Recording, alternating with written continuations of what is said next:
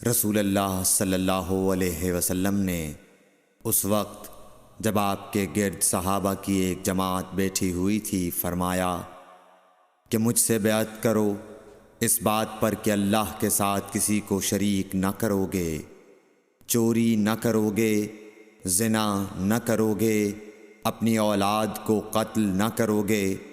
اور ناعمدن کسی پر کوئی ناحق بہتان باندھو گے، اور کسی بھی اچھی بات میں اللہ کی نافرمانی نہ کرو گے۔ جو کوئی تم میں اس عہد کو پورا کرے گا تو اس کا ثواب اللہ کے ذمہ ہے، اور جو کوئی ان بری باتوں میں سے کسی کا ارتکاب کرے اور اسے دنیا میں اسلامی قانون کے تحت سزا دے دی گئی تو یہ سزا اس کے گناہوں کے لیے بدلہ ہو جائے گی، اور جو کوئی ان میں سے کسی بات میں مبتلا ہو گیا اور اللہ نے اس کے گناہ کو چھپا لیا تو پھر اس کا معاملہ اللہ کے حوالے ہے، اگر چاہے معاف کرے اور اگر چاہے سزا دے دے۔ عبادہ کہتے ہیں کہ پھر ہم سب نے ان سب باتوں پر